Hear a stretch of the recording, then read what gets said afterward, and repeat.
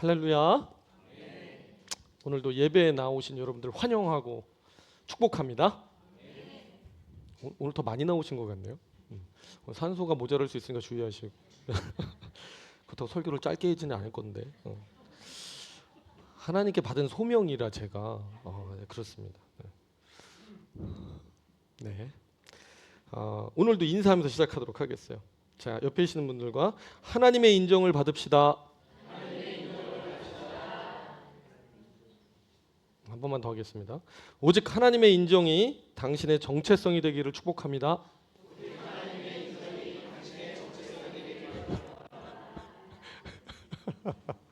네, 힘드시죠? 네. 이 문장도 힘든데 이 신앙을 붙들고 살기가 얼마나 힘들겠어. 마귀가 그렇게 오는데 기억이 안 나. 여기서 내가 뭘 해야 될지. 그냥 나는 그냥 편하게 좀 둬요. 이래가지고는 안 된다는 얘기예요, 여러분. 제가 문장을 상당히 컴팩트하게 만들고 있습니다. 기억하셔야 되는데. 자, 지난 2주간에 우리는 하나님을 떠난 자기가 주인이 된 이 교만한 거짓자가 섬기고 있는 것들에 대해서 이야기를 나눴는데요. 돈에 대해서 이야기 나눴고 또 권력에 대해서 이야기 나눴습니다. 세상은 이야기하기를 돈이면 다 돼. 권력을 얻어. 권력이 힘이야. 그런데 저희는 하나하나 낱낱이 그게 왜 허상인지를 밝혔고, 그리고 십자가에서 예수님이 걸어가신 길을 통해서 실제로 우리가 돈이 아니라 하나님, 권력이 아니라 하나님 잡을 때에만 실제 소망이 있고 생명이 있다. 그 이야기 나눴습니다. 자, 오늘은 세 번째, 인정의 우상입니다. 여러분, 우리 마음속에요, 모두가 부인할 수 없게 갖고 있는 게 바로 인정의 욕구입니다. 인터넷이나 우리 유튜브 한번 검색해 보세요. 인정의 욕구로 치면 얼마나 많은 게 나오는지 모릅니다. 제가 그래서 하나도 참고하지 않았습니다. 너무 많아서 듣다가 그렇지 이러다가 안 되겠다, 다 버려. 그래서 설교에는 넣지 않았는데 그 정도로 많다는 얘기예요. 모든 사람들이 인정에 목말라 있습니다. 인정받고 싶어요. 어릴 때를 한번 떠올려 보세요. 부모님께 난생 처음 그림을 그려서 가져갔는데 부모님이 우와, 우리 아들 그림을 이렇게 잘 그렸어 라고 했을 때 그날 하루 종일 기분이 그렇게 좋았다. 그게 시작이었어요. 인정받는 게 이렇게 좋은 거구나. 시작이 됐습니다. 반대로 중학교에 들어갔어요. 성적표를 처음 가져갔는데 부모님께서 딱 보시더니 아무 반응이 없고 한숨만 푹 쉬실 때 그날 하루 종일 기분이 아주 꿀꿀했던 기억. 내가 뭔가 부모님을 만족시키지 못했구나라는 데서 왔던 그 좌절과 낙심이 기억이 나실 겁니다. 그리고 어른이 된 지금도 우리는 다르지 않습니다. 우리는 SNS에 올린 사진에 좋아요가 몇 개 붙나 안 붙나를 가지고, 그러니까 그러려면 차라리 올리지를 말지. 그 올려가지고 인생이 그 고난길을 가. 제가 SNS를 왜 안 하는가? 그래서 안 하는 거예요. 처음에 열심히 했습니다. 카카오 스토리 그럼 열심히 달고 막 글도 진짜 엄선해서 달고 사람들이 와서 막 밑에 댓글 달아주면 그렇게 기분이 좋아. 인생이 바빠지니까 그걸 다 관리할 시간이 없고 여력이 없어요. 그런데 어쩌다 하나 올렸는데 이제 반응이 없어. 괜히 올렸어. 이거 괜히 올렸어. 올릴 때도 올릴까 말까 막 고민하고 올렸는데 이거 반응이 별로 없어. 이제 마음이 또 힘들고 그렇습니다. 회의에서도 내가 낸 의견이 아무 반응이 없을 때 마음이 좀 그렇죠. 그래서 이런 것들이 우리가 가지고 있는 인정의 욕구들이 삐질삐질 한 군데씩 삐지고 나와서 보여주는 모습들이에요, 여러분. 흥미로운 점은 둘 다 영광을 취하고 싶은 건 맞는데 권력이라고 하는 거는 내가 주체가 돼서 상대를 통제하는 데서 오는 쾌감이고, 인정 욕구는 심판권을 상대한테 줘요. 목줄을 상대한테 걸어주는 거예요. 그리고 그 상대의 그 입술에서 어떤 말이 나오냐에 따라서 내 가치가 올라갔다 내려갔다 올라갔다 내려갔다. 그래서 내가 희비가 엇갈리는. 그래서 좋은 평가를 받으면 기분이 매우 좋은. 나는 살 가치가 있는 사람이구나 라고 생각하는 방식의 욕구가 인정 욕구입니다. 벌써 얘기만 들어도 인정 욕구에 매달리고 살면은 평생 얼마나 힘들지 딱 느낌이 오시죠? 벌써 설교하려고 했는데 피곤해. 이 생각을 하니까 피곤해. 이걸 다 굳이 내가 설명을 해줘야 되나 이런 생각이 드는 거예요.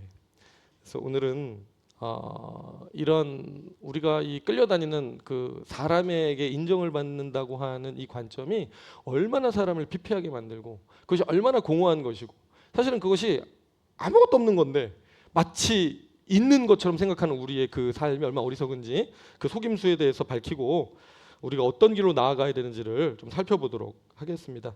오늘도 하나님 말씀 주실 때 성령께서 마음속에 있는 인정의 우상으로부터 이제 자유해질 수 있는 크신 은혜가 오늘 임하기를 주님의 이름으로 축복합니다. 자, 첫 번째입니다. 우리는 무엇 때문에 타인의 인정을 갈망할까?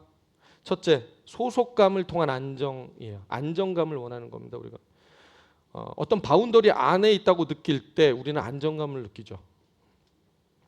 초등학교 때 반에서 따돌림을 당할까 봐 눈치를 보던 그 마음, 직장에서 상사가 나를 못마땅해 하는 것 같으면 오호 이거 잘리는 거 아니야 라고 생각했던 그 불안감, 새로 들어간 모임에서 분위기를 딱 봤는데 내가 나갔더니 사람들 눈빛이 나를 반겨주는 것 같지 않다고 느껴질 때 오는 그 어떤 서늘한 느낌, 이거는 그냥 단순히 섭섭한 정도의 느낌이 아니라 여러분 자신의 존재가 이 공동체 안에서 받아들여지는지 안 들여지는지, 그래서 내가 여기에 계속 있어야 할 것인지 말아야 할 것인지를 고민할 수밖에 없는 생존이 연관되어 있는 안전에 대한 욕구와 관계가 있는 부분입니다.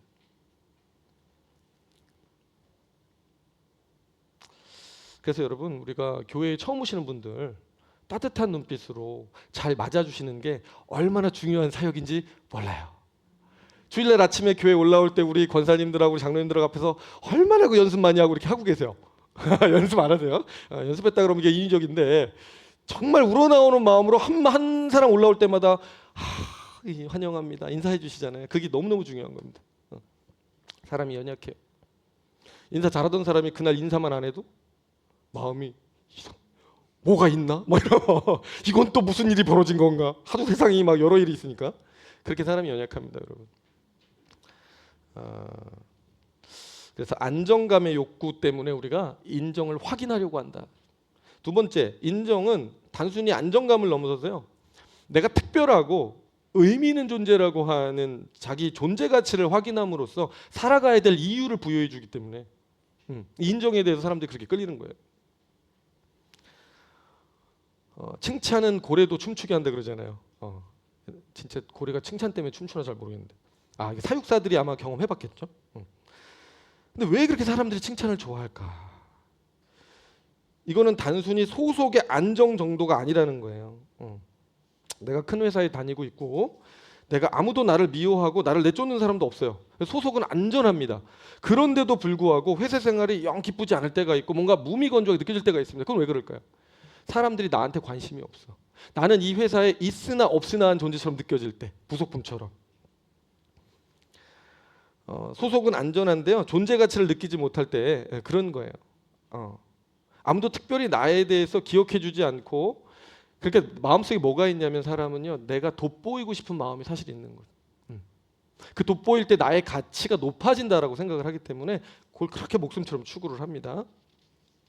그래서 이 회사에서 나는 거의 투명 인간인가? 라고 느낌이 들 때 안정감은 있는데 존재감이 없어서 겪는 어려움이 있다는 것이죠. 왜냐하면 사람은요, 하나님을 닮았기 때문에 자신의 영광에 대한 부분, 명예에 대한 부분이 되게 소중한 거예요. 내가 가치 있게 하루를 살아도 가치 있게 누군가에게 가치 있는 존재로 평가받는 게 그렇게 좋은 겁니다. 그래서 SNS에 무심코 올린 글이요, 갑자기 화제가 될 때 나도 전혀 모르는 군중들이 갑자기 거기에 막 반응해 줄 때, 어차피 이 사람들 내일이면 나를 떠날 사람들이고 나랑 아무 관계도 없어. 그런데도 그 순간만큼은 그렇게 행복한 거예요, 사람이. 내가 가치 있는 사람이구나. 사람들이 나를 다이아몬드처럼 여겨주는구나. 근데 어떤 날은요, 사람들이 문제가 아니고 내 자신이 나를 딱 바라보는데 그 돌멩이 같아. 길가에 발에 치이는 돌멩이 같이 내가 그냥 느껴져. 그런 날 마음이 이렇게 다운이 되는 거예요. 계속 살아도 되나? 뭐 이렇게 하루하루 연명하는 게 무슨 의미가 있지? 뭐 이런 생각하게 되는 것이죠.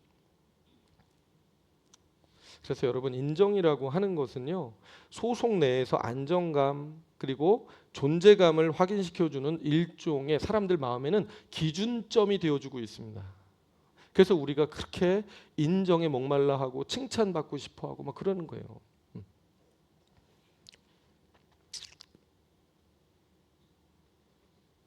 그리고 때로는 불안해서 스스로의 가치 평가를 절하시켜 버리고 그런 겁니다.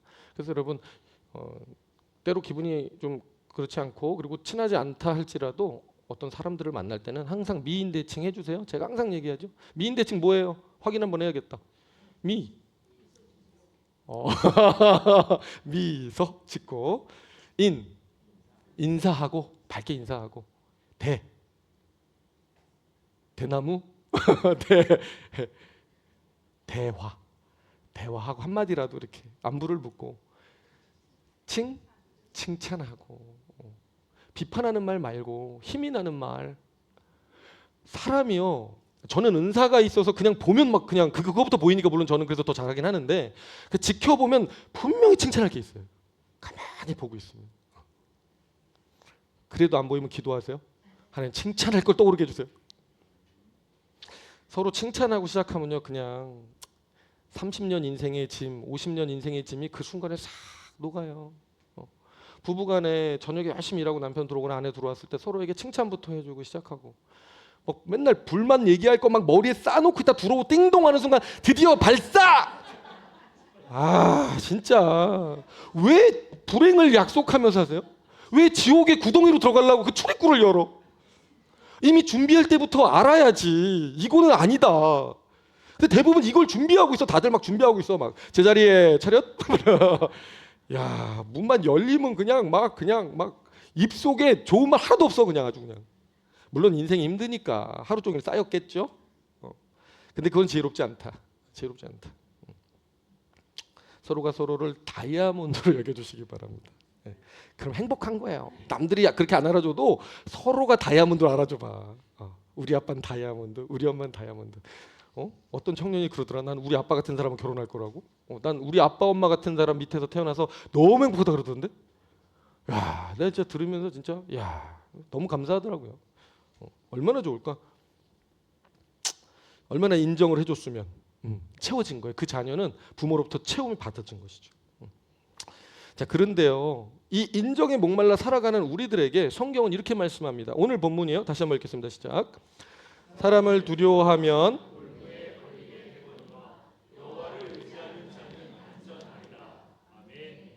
아멘. 사람을 두려워하면이란 말 속에는 사람의 인정을 두려워하면도 되는 거예요, 여러분. 사람에게 목줄을 주면 내 인생에 내 정체성에 목줄을 주면 올무에 걸리거니와 여호와를 의지하는 자는 안전하리라. 네. 무슨 뜻일까요? 첫째로 사람의 인정에 기초해서 내 존재의 안정감 그리고 존재감을 추구하는 것은 애초에 불가능하다는 겁니다. 우리는 만족할 수 없다. 제가 결론 내려드릴게요. 만족할 수 없다. 부질없다 이런 얘기 해주시는 건데 그럼에도 또 오늘 예배당 나가는 순간 다시 부질이 있을 거죠, 여러분. 이게 어떻게든 인정받아 보려고 이렇게 무슨 뜻이냐? 사람의 마음이라고 하는 것은 내가 최선을 다해 노력한다고 해서 내가 원하는 만큼의 인정을 결단코 평생 얻어낼 수 없기 때문에 그렇다는 거예요. 그러니까 목줄이 상대한테 달려 있는 것 자체가 일단 힘든데 그래 내가 해줄게. 네가 인정해줘서 내가 기쁠 것 같으면 내 기쁨을 위해서라도 내가 해줄게. 근데 보장이 없다는 거예요. 그렇게 노력하고 100m 달리기를 10번을 하고 100번을 하고 1000번을 해서 달려가서 노력해도 얻지 못한다고 한다면 그게 무슨 의미가 있겠느냐. 하나님은 그 말씀을 해주시는 거거든요. 즉 사람의 평가에는 정함이 없다. 어제 인정받았어요.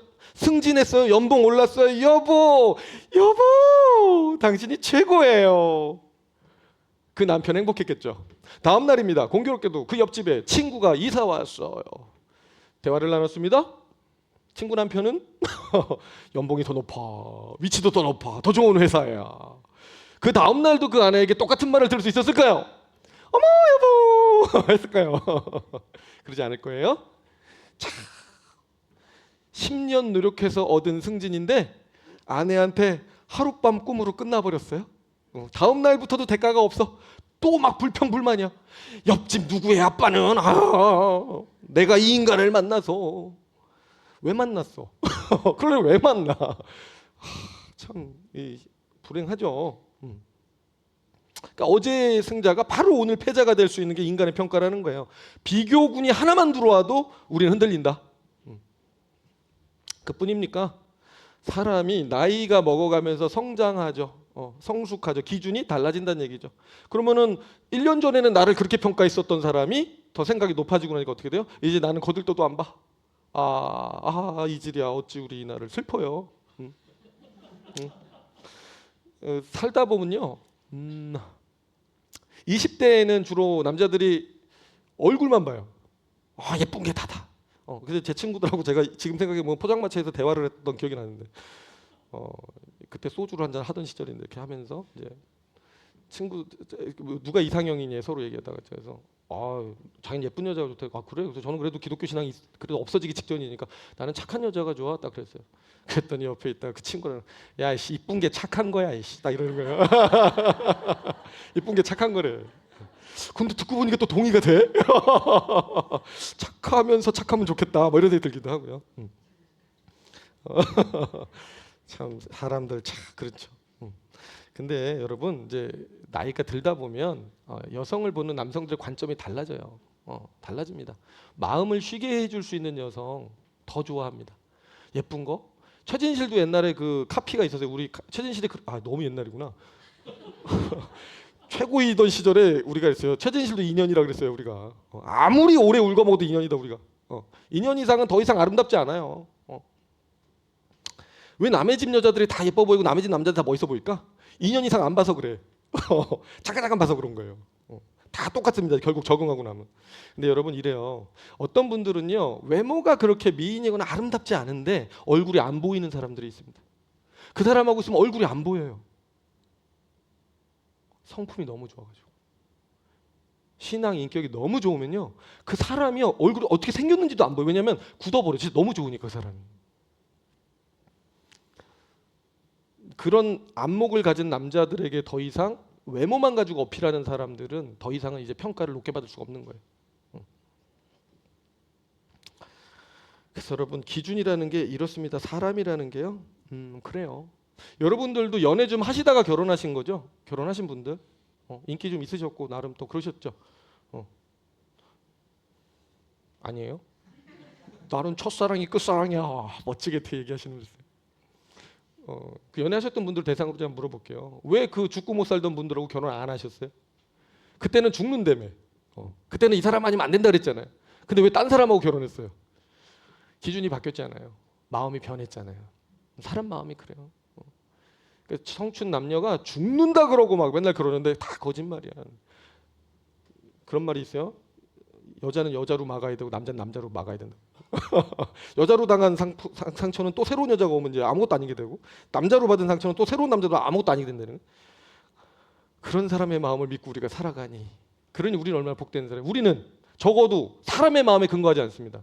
결혼 자체, 이 삶 자체는 하나님이 언약으로 묶어주셨다라고 하는 그 하나님의 신뢰 속에 우리는 들어가 있는 거예요. 그러니 우리는 굳건하죠. 감사한 겁니다. 참 사람 마음이라는 게 그래요. 비교군이 하나만 들어와도 그렇고 내 생각이 조금만 바뀌어도 그렇고 변덕스럽습니다. 모든 게 절대평가라는 게 없어요. 그래서 상대평가예요. 인간은 항상 상대평가. 여러분 제가 지금 저한테 물으시는 여러분들 마음속에 최고의 설교가들이 있어요? 여러분들이 주로 참고하시고 좋아하시는 최고의 설교가들이 있어요? 있어요? 있다고 해주시고 저라고 얘기해 주시면 제가 이따 할 때 이렇게 아닌 거 다 알아요. 근데 저에게 물어봐 주신다 그러면 저는 없어요. 저는 20살 때부터 이 설교를 너무 좋아해서 정말 대한민국의 최고 잘하신다는 분들의 설교를 많이 들었었어요. 너무 알고 싶었거든요. 진리가 정말 무슨 설교가 중요한 게 아니라 진리가 알고 싶어서. 근데 지금 한 30여 년 지났나요? 이제 지나오는데 그 사이에 한 8분, 10분 이렇게 바뀌었어요. 항상 그 설교자를 만날 때마다 저는 이분이었어. 나는 정말 이제 이분이 이 설교를 듣고 내 진리를 정리할 거야. 그래서 정리하다 보면 이분도 구멍이 있네? 이런 생각이 드는 거예요. 이 부분을 왜 얘기를 안 해주지? 이거는 일관성이 안 맞는데? 그러다가 또 어떤 분이 나타나요. 유튜브 시대가 되니까 더 많이 나타나. 그럼 또 일로 갈아타. 우와 이분이다. 이야 여기서 메꿨던 걸 여기서 메꿔. 이게 합쳐져. 일로 갔더니 오, 이분이네 막 했어요. 제가 그렇게 해가지고 한 8분 정도 이렇게 거치고 깨달았어요. 나를 이 세상에서 진짜 만족시켜줄 수 있는 설교가는 없구나. 예수님밖에 없다는 걸 알게 된 거예요. 사람은 다 부족합니다. 이런 부분이 좀 있으면 이런 부분이 좀 없고. 그나마 제가 신학을 해서 좋았던 건 그거를 균형 있게 볼 수 있는 안목이 생긴 거예요. 여러분, 저도요, 여러분들에게 최고의 설교가가 되고자 하는 그런 꿈은 애저녁에 접었어요. 왜냐하면 제 마음을 보니까 사람이 바뀌더라는 거예요. 그렇기 때문에 저는 어떤 노력을 할 거냐면 앞으로도 정확한 내용을 전달하기 위해서는 저는 최선을 다할 거예요. 그러나 저도 인간적인 한계는 있다. 인간의 마음, 그렇게 불안정한 것이고 자꾸 변하는 건데, 거기에다가 내 존재의 근거를 둔다는 것 자체가, 내 평가의 근거를 둔다는 것 자체가 얼마나 위험해요, 여러분. 막 이렇게 그 배 막 그 있잖아요, 물결 요동칠 때 막 흔들리는 배처럼. 그러다가 뒤집어지면 어떡해. 그런 거라는 겁니다. 정말 허망하고 위태로운 거다. 근데 인간의 마음은 변수가 이게 끝이 아니야. 이것만 해도 머리 아프죠 벌써. 비교군, 내 생각이 성장하면 기준 바뀌는 변덕. 근데 또 있어요. 영적인 세계의 변수가 또 있어. 때로 하나님이요, 여러분들이 아무리 노력해도 상대 마음을 안 풀어줄 때가 있어요. 왜 그럴까요? 여러분들을 성장시키기 위해서 하나님이 관계 훈련시킬 때는 또 그렇게 하세요. 여러분, 다윗이요, 사울한테 잘못한 게 없어요. 사람들이 좀 인기를 준 것뿐이야. 정말 잘했어. 그리고 왕이 되기 전부터도 잘했어. 뭐 와서 뭐 음악 이렇게 연주하라고 와서 연주해주고 그러고 있어요. 근데 그때 사울이 어떻게 해요? 너무 미워하면서 이 다윗의 인기가 올라가니까 창을 던진다고. 옆에 있던 창을 딱 뽑아서 딱 던진단 말이에요. 그러면 다윗이 어떻게 하고 후회했습니다. 그 옆으로 이렇게 피할 걸. 품위 있게 피해야 되는데 너무 이렇게 백댄서처럼 피했잖아요, 제가. 피했단 말이에요. 그러고 모른 척해요. 그리고 계속 하프를 타요. 우리 같으면 어떻게 했을까? 피한다. 오, 이런 바로 뽑아가지고 다시 던져. 그래야지, 다시 던져야지. 여러분, 실제로 그 당시에 다윗의 위치는 왕의 후보군에 있었단 말이에요. 그럼 그 기회는 아주 좋은 기회예요. 전임 왕이라고 할지라도 감히 나를 건드려? 용맹스럽죠. 그리고 불의에 대하여 항거하는 정의로운 모습이 있을 수 있죠. 그리고 나를 감히 함부로 할 수 없어라고 하는 강한 정체성을 갖고 있는 사람 보일 수 있을 거 아니에요. 근데 다윗이 그렇게 하지 않고 맨날 창을 피하면서 못 본 척하고 창 던지기 연습 이런 거 안 했어요. 그거 자체가 훈련이었기 때문에 그래요. 하나님이 기름 부어서 세운 왕에 대한 주권을 인정함으로써 하나님의 주권을 인정하는 훈련을 받고 있는 거예요. 이 사람이 나한테 해코지라고 저 사람이 나쁜데도 불구하고 때로 하나님 그걸 안 풀어줄 때가 있어. 내가 선대하는데도 불구하고. 다윗이 그 이후에도 사울을 선대한단 말이에요. 근데도 하나님이 그 마음을 그럼 풀어줘야지. 또 창을 던지게 놔두신단 말이에요, 하나님. 그럴 때는 하나님이 이 고난과 어려움 속에 나를 두신 이유가 있구나. 그럼에도 너 순종할 수 있어를 보시는 거예요, 하나님이. 그러고 나서 왕을 줘야 교만하게 자기 마음대로 안 한다고. 어떤 상황에도 하나님을 의지하는 사람 되기 때문에 하나님이요 훈련하시는데, 그렇기 때문에 사람 마음도 하나님이 여시기도 하고 닫기도 한다는 걸 알게 되는 거예요, 우리가. 그러니까 변수가 얼마나 많습니까? 실제로 잠언 21장 1절 같이 읽겠습니다. 시작. 왕의 마음이 여호와의 손에 있음이 마치 봇물과 같아서 그가 임의로 인도하시느니라. 아멘. 이 세상의 최고 권력자를 상징하는 왕을 갖다 세운 거예요. 최고 권력자라 할지라도 그 마음이 어떻게 된다는 거예요? 여호와의 손에 있다라는 거예요. 그래서 봇물이 이렇게 터지듯이 물길이 이렇게 놔지면 물이 볼록볼록 올라와서 흘러나가죠, 글로. 이 흘러나가게끔 물길을 잡아주는 걸 누가 한다 그러는 거냐면 하나님이 하신다라는 거예요. 그리고 사람의 마음은 그 길을 따라서 흘러간다는 거죠. 하나님뿐인가 사탄도 인간의 마음에 영향을 준다고 나오는 거예요. 가룟 유다가 예수님 팔 마음을 사탄이 넣어주었다라고 하죠. 물론 가룟 유다가 그걸 거절했으면 되는데 그걸 받았고 영향을 받았어요.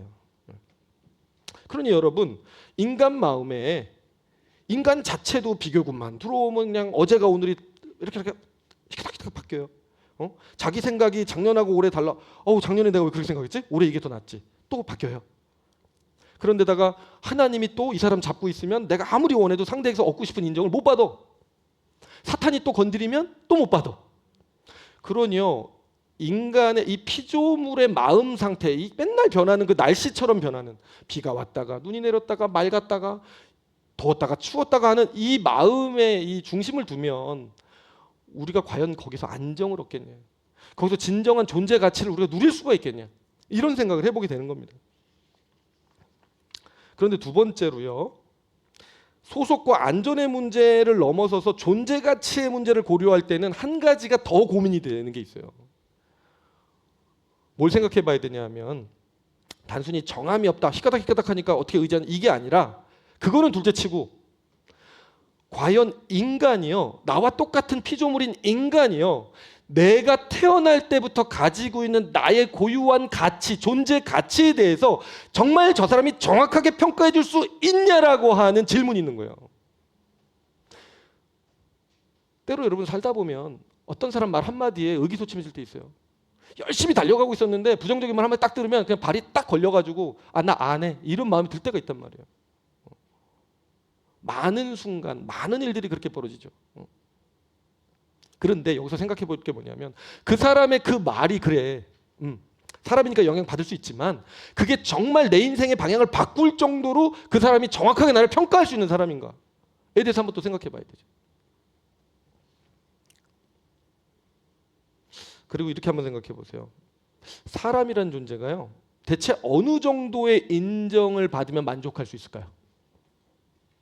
가인과 아벨을 떠올려 보십시오. 인정 욕구에 사로잡힌 형제 간의 살인 비극이에요. 하나님께 동생이 더 인정받았어. 예배를 드렸는데 하나님이 더 기뻐하셨다. 열이 받았어요. 질투가 났어요. 그래서 동생을 죽여. 자, 그러면 이제 가인은 완전히 만족할까?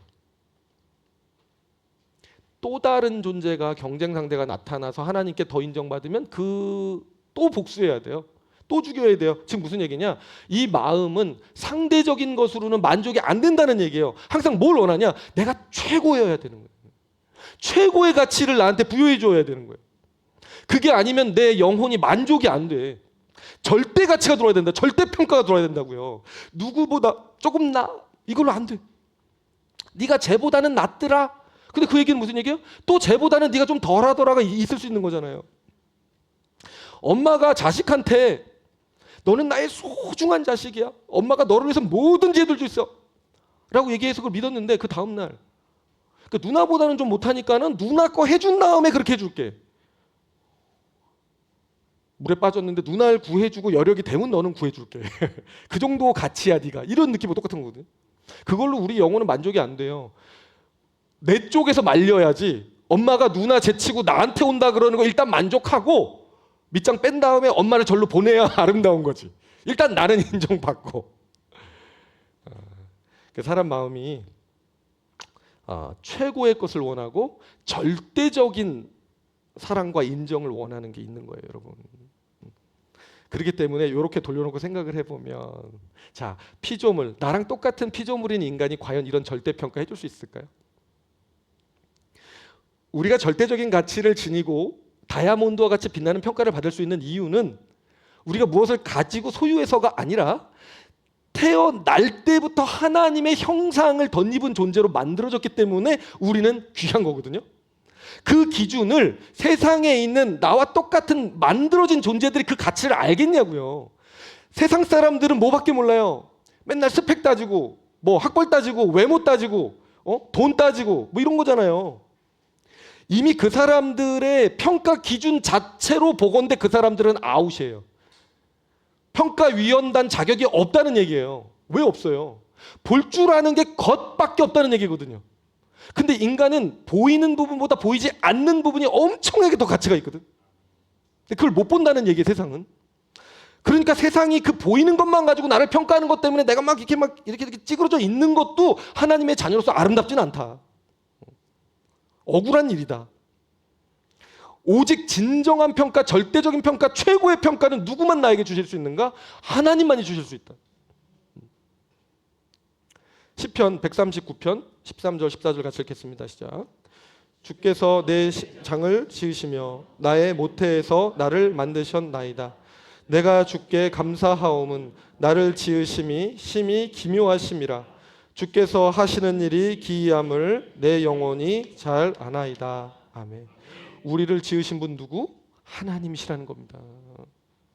그분만이 우리의 가치를 정확히 아시는 거예요. 하다못해 세상에서도 남의 부모는 내 자식 가치 몰라요. 나만 내 자식 가치를 안다고요. 우리 부모님 귀한 거 다른 집은 몰라요. 나만 우리 부모님이 진짜 귀한 거 안단 말이에요. 세상과도 바꿀 수 없는 가치가 나한테는 있어. 근데 다른 옆집 사람들은 그런 거 전혀 없어. 죽어 나가든 말든 장례식 하든 말든 아무 상관도 없어.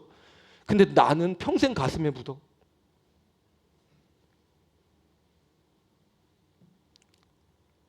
하나님도 만드신 분이신 하나님만이 당신의 자녀들에 대한 진짜 가치를 아시고 그 가치를 꼭 잊지 말라고 성경책에 이렇게 구구절절히 적어주신 거예요.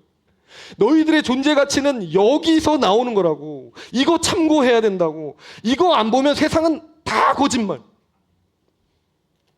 돈 있는 사람이면 훌륭하고 돈 없는 사람이면 훌륭하지 않고, 사자 붙은 직업이 있으면 훌륭하고 백수는 훌륭하지 않고, 얼굴이 좀 질서가 있으면 훌륭한 사람이고 질서가 없으면 안 훌륭한 사람이고.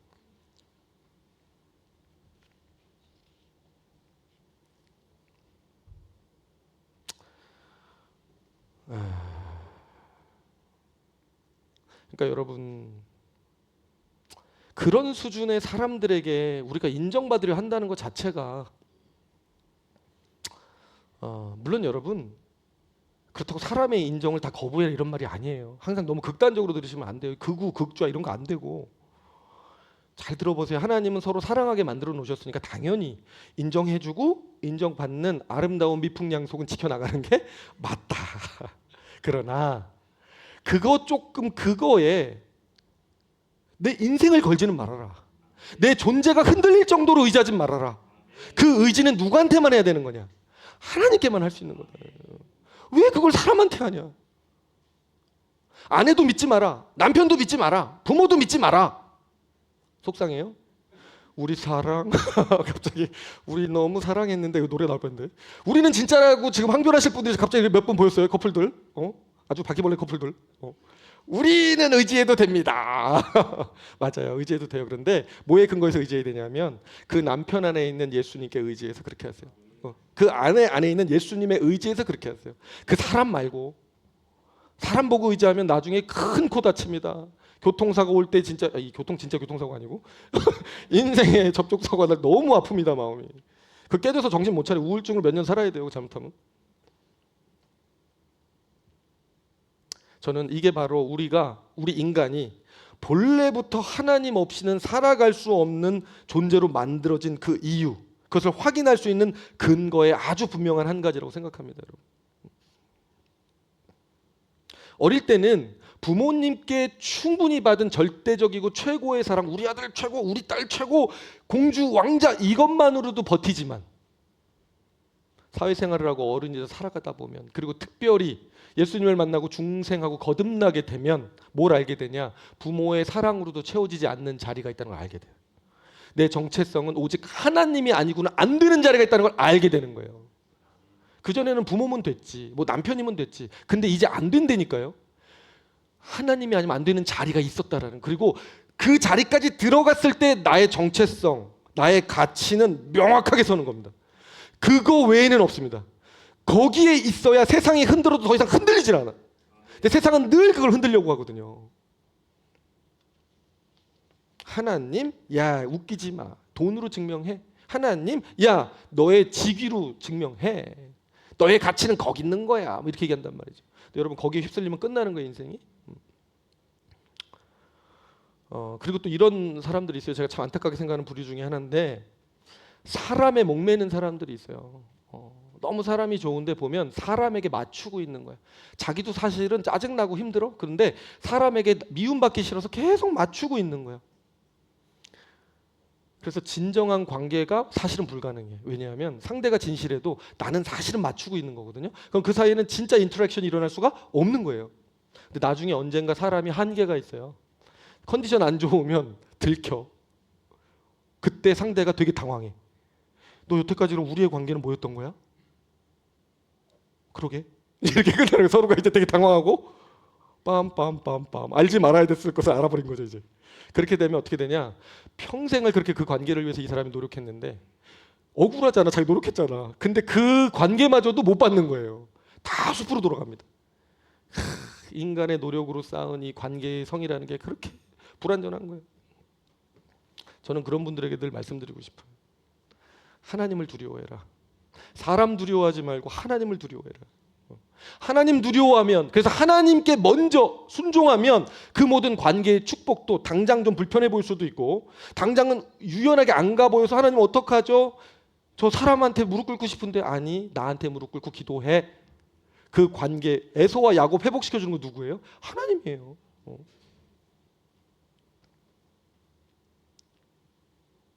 이것이 바로 오늘 본문이 사람을 두려워하면 올무에 걸리게 된다라고 말씀하는 이유입니다.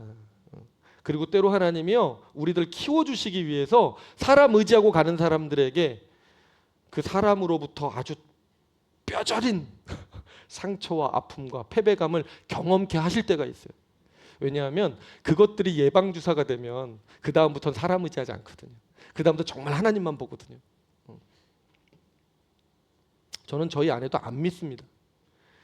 물론 믿어요. 그러나 안 믿습니다. 잘 생각해 봐야 되는데 요 대목만 캡처해서 가면 되게 이상해지는 거네요 지금. 되게 신앙적으로 깊은 관점인데 이게 지금. 아내를 믿지요. 그러나 안 믿습니다. 약간 북한말 나쁘서 내래 안 믿습니다. 내래 끝까지는 고조 믿지 않습니다. 내가 북한 톤으로 하면 더 절실한 느낌이 있거든요. 그렇다면 여러분 우리는 어디로 가야 될까요? 진짜. 저는 여러분들이요 매주 한 주 한 주 오실 때마다 그냥 나 예배 드렸어, 그러니까 나 출석부 찍었으니까 천국은 가겠지, 여기서 만족하지 마시고요. 매주 제공되어지는 이 하나님이 베풀어 주시는 이 말씀을 통해서요 정말 하나씩 바뀌어갔으면 좋겠어요. 인정의 욕구가 나오면 아 이제 사람 의지하지 말아야지, 딱 터닝하는 은혜가 있었으면 좋겠는 거예요. 제가 이렇게 말씀드려도 나가면서 다시 사람 막 오호 사람 잘 보이다 오호 부장님 사장 이거 참 이게 사람한테 친절을 베풀 때 비굴하기까지는 하지 마라. 그리고 사람에게서 너무 전략을 갖고 가지는 마라. 하나님이 기뻐하지 않으시면 그 모든 관계가 하나님 안에서 도는 거기 때문에 아름답지 않아요 그게 여러분.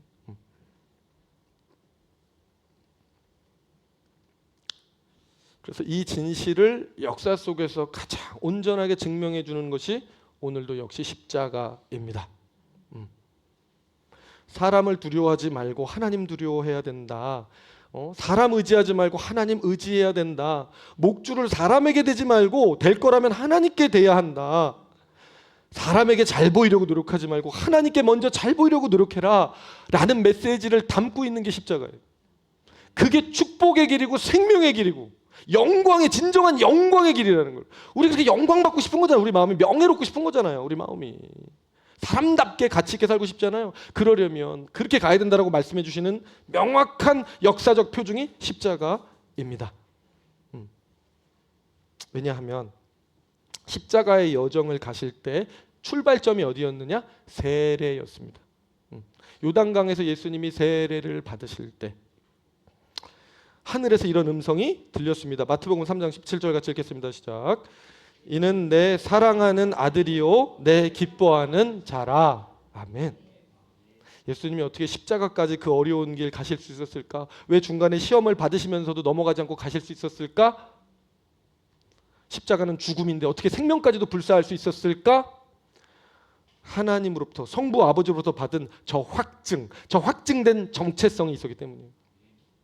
이는 내 사랑하는 아들이요. 하나님은 시건치 않는 분인데 그분이 사랑한다라고 말을 했을 때는 그 사랑은 인간 세상의 변덕스러운 사랑이 아니라는 겁니다. 그 사랑은 영원하며 변함이 없으며 자신의 생명을 주더라도 나를 지켜내시고야 마는 사랑, 책임지는 사랑이라는 겁니다. 내 기뻐하는 자라. 너의 가치는 나의 기쁨이다. 사랑하는 아들이오에서 안전이 오지만 안정감을 받지만 내 기뻐하는 자라에서는 나의 존재 가치가 극상승을 하는 겁니다. 하나님을 기쁘시게 하는 게 인간을 기쁘게 해도 막 열광하죠. 요즘에 마이클 잭슨 추모한다고 막 영화도 나오고 막 그 인터뷰 나오고 막 그러면서 마이클은 이랬어요. 마돈나가 나와가지고 막 해주고 막 멋있어 진짜. 그 영웅이야 영웅. 사람들이 기뻐만 해도 그 영광을 받는데 천지의 주제이신 하나님께서 나를 그렇게 기뻐하신다고 한다면 내가 받을 천상에서 영광은 어떤 영광이냐는 거예요. 지금도 눈에 보이진 않지만 나란 존재가 이 땅을 살아가는 동안에 날마다 맞이하는 영광이라는 건 하나님의 관점에서 하나님의 안경을 쓰고 보면 얼마나 대단한 거냐는 말이죠. 근데 왜 그렇게 낙심하고 있어요? 왜 그렇게 우울해하고 나는 그냥 이건가 봐. 왜 이러고 사냔 말이죠. 이 하나님의 예수님에 대한 인정, 정체성에 대한 이 평가, 이 선언은 언제 주어졌는가? 예수님이 기적 하나 행하시기도 전에 주어졌습니다. 사역을 시작하기도 전에 주어졌습니다. 아무 성취도 없을 때 주어졌습니다. 이게 뭘 얘기해 주는 걸까요? 인생의 출발점은 하나님 앞에서 자기 정체성 확인받고 출발하는 게 기본값이라는 걸 얘기해 주는 거예요. 그렇지 않는 한 너희들은 끊임없이 노예가 돼서 인정의 욕구의 노예가 돼서 너희들은 죽을 거야. 다 피가 마를 거야. 나는 누구인가라고 하는 확인이 내가 무엇을 할 것인가, 즉 이 being에 대한, 이 존재에 대한 게 이 doing이라고 하는 뭘 해야 될까를 알려주기 때문에 중요하기도 해요. 이 선언이 하나님의 아들이니 구원 사역을 하여라, 중보자의 사역을 완성하여라, 이런 의미도 있겠죠. 그러나 오늘 저희가 나누고 싶은 인정 욕구랑 관계해서 얘기하고 싶은 건 뭐냐면, 내가 누구인지를 하나님 앞에 명확하게 확인받으면 그 다음에 이 땅 가운데 살아갈 때 그렇게 살면 안 되라고 옆에서 많이 유혹하겠지만, 아니 그렇게 사는 게 맞아라고 살아갈 때 그 추진 동력을 엄청 강력하게 받는다는 얘기예요. 하나님과의 관계가 명확하면 사람들이 뭐라 그렇게 중요하지 않아진다니까요. 뚫고 나갈 힘이 생겨요. 그래서 이 세례 장면을 보여주시는 거예요. 이게 얼마나 중요한 건지. 예수님의 삶은 모범이 되기도 하거든요. 우리가 걸어가야 될 모범. 이 정체성에 이 끈끈한 하나님과의 연결이 있었기 때문에 십자가까지도 가시는 거예요. 그렇기 때문에 여러분, 인정의 욕구, 정체성의 문제 중요합니다. 정죄하지 않아요, 성경은. 왜냐하면 관계적 존재로 이미 하나님이 지으셨어. 독초하는 것이 좋지 않다라고 하실 때 이미 짝을 만드셨어. 이건 단순히 결혼만을 위한 말이 아니에요. 모든 사회적 동물로서의 인간에 대한 이야기고, 인간은 하나님을 닮아서 사랑을 주고받아야 되기 때문에 서로에 대한 주고받음이 너무 소중한 존재라 이미. 그래서 사람에게 받는 인정도 중요는 하다. 그러나 원형은 뭐냐? 그것의 원형은 하나님과 나와의 관계. 여기서 완전히 채워지고 충전된 그 마음의 힘을 가지고 인간 관계로 나아가라. 그럴 때 인간은 우리가 의지할 대상이라기보다는 사랑해 줘야 될 대상이고, 우리가 베풀어 줘야 될 대상이고, 너 어떻게 그럴 수가 있어? 그럼 우리가 의지했다는 얘기잖아요. 그렇게 목줄 잡고 이럴 대상이 아니라, 인간은 연약할 수 있다. 그러나 완전한 것은 하나님께 구하라. 거기에서 집 짓고 편안하게 너의 안식을 취해라. 네 영혼아, 마음의 만족, 그 사랑받고 싶은 인정, 칭찬, 만족 하나님 안에서 하나님 집에서 받아라. 그렇게 말씀하시는 거예요.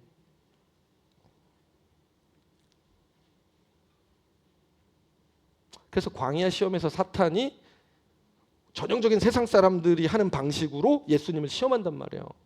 네가 진짜 하나님의 아들이면 뛰어내려라. 그럼 천사들이 와서 받쳐주겠지? 증명해. 네가 가치 있는 존재라는 걸 증명해.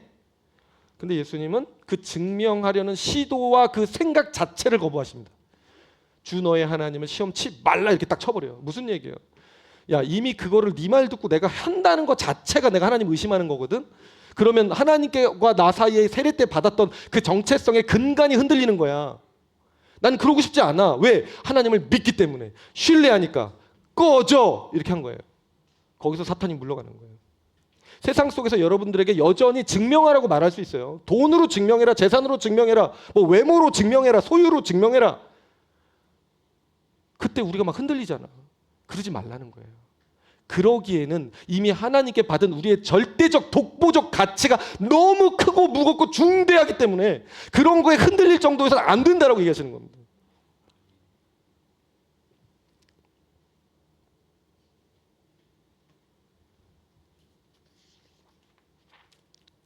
그리고 이러한 태도와 입장은 예수님의 이런 태도와 입장은 십자가에 이르면 절정에 이릅니다. 여러분, 십자가의 자리는요, 세상의 인정을 구한다라고 하는 관점에서 보면, 사람의 인정을 구한다라고 하는 관점에서 보면 최저점이에요. 조롱과 핍박, 모욕, 수모, 인간 평가의 최저점, 0점도 아니에요. 거의 마이너스에 제가 볼 때. 그 점수를 받는 자리가 십자가의 자리였어요. 만약에 인간에게 받는 인정, 이것이 정말로 절대적이고 중요한 것이고 우리가 살면서 꼭 챙겨야 되는 거였다면 예수님은 그 자리에 있는 건 너무 불쌍한 거예요. 머저리 세요. 야, 하면서도 하나님이 너 그렇게 말할 수 있냐 이러면서 제가 지금 머저리 세요. 그렇게. 그러니 십자가의 자리라고 하는 것은요, 정말 대비적, 막 흑백처럼 대비 효과가 있는 거예요. 세상의 인정이 아니라는 거. 하나님이 명령하신 하나님의 뜻에 순종하는 길을 걸어가는 거. 그래서 하나님의 인정을 구하고 하나님의 칭찬을 구하고 하나님의 사랑만을 절대적인 것으로 취하는 인생이 죽어도 복되다라는 얘기를 해주는 거예요. 세상에서 남들이 볼 때 정말 없어서 그래, 너 돈 없고 그래, 막 조롱을 했어. 그러다 굶어 죽더라도 예수님 붙들고 죽으란 얘기예요. 그 삶이 아름답다는 거야. 그 삶이 가치 있다는 거야. 우리 청년들이 많은 이런 이 취업 시즌이라거나 여러 가지 이제 구직 활동을 하면서 좌절을 많이 겪는단 말이에요. 근데 그런 청년들에게 저는 이런 이야기를 좀 많이 해드리는 편이에요. 왜냐하면 정체성이 흔들리지 않아야 세상은 언제나 변했어요. 세상은 언제나 위태로웠어. 영구직은 없어. 이제 앞으로는 진짜 영구직은 없대. 응? 그러면 우리가 어디에 의지할 거예요? 그 사람들이 말하는 것 따라서 계속 일로 갔다가 일로 갔다 하면서 이렇게 살 거예요, 그냥? 정함이 없는 마음에 살면 살아도 사는 게 아니에요, 여러분. 너무 힘들어요. 그런 우리들 앞에 예수님께서 십자가에서 보여주시는 거죠. 죽더라도 하나님 붙들고 죽어라, 얘들아. 그러면 너희들의 미래가 밝다. 너희들에게 죽은 듯 하나 부활이라고 하는 생명이 있다. 바울 사도가 이걸 깨달았기 때문에 갈라디아서 1장 10절에서 이렇게 고백합니다. 우리의 고백이 되길 바라요. 같이 읽겠습니다. 시작. 이제 내가 사람들에게 좋게 하랴, 하나님께 좋게 하랴, 사람들에게 기쁨을 구하랴. 내가 지금까지 사람들의 마음을 기쁘게 하였다면 그리스도의 종이 아니니라. 아멘. 여러분은 제가 어떤 목회자 되기를 원하세요? 여러분들 기쁘게 하는 목회자 되기를 원하세요? 아니면 하나님을 기쁘게 하는 목회자 되기를 원하세요? 자, 그러면 설교 길게 해도 돼요? 안 돼요? 이단들은 10시간 안 되니까. 말씀이 얼마나 듣기 싫으면 그렇게 지루하다 그래? 아니에요, 여러분. 저는 여러분을 배려하죠. 저는 배려할 겁니다. 여러분을 기쁘게 하는 태도와 배려하는 태도는 다른 거예요. 저도 자존감이 높거든요. 왜냐하면 우리 아버지가 주신 절대적인 존재감이 있으니까. 제가 드리는 말씀은 설교의 길이, 내용 이런 게 중요한 게 아니라 정말 베레아인들처럼 오늘 들은 말씀이 성경의 그러한가를 살펴보고 내 생명을 살릴 말씀인지 아닌지를 확인해서 정말 그렇다면 전부를 걸어보라는 얘기를 하고 싶은 거예요. 언제까지 떠먹여주면 먹고 안 떠먹여주면 안 먹고 나는 이렇게 갈 건데. 마음이 아파서 얘기하는 거예요. 마음이 아파서. 삶의 질이 다른데.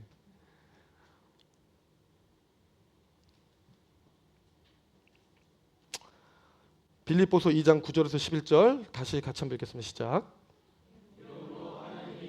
지극히 높여 모든 이름 위에 뛰어난 이름을 주사 하늘에 있는 자들과 땅에 있는 자들과 땅 아래에 있는 자들로 모든 무릎을 예수의 이름에 꿇게 하시고 모든 입으로 예수 그리스도를 주라 시인하여 하나님 아버지께 영광을 돌리게 하셨느니라.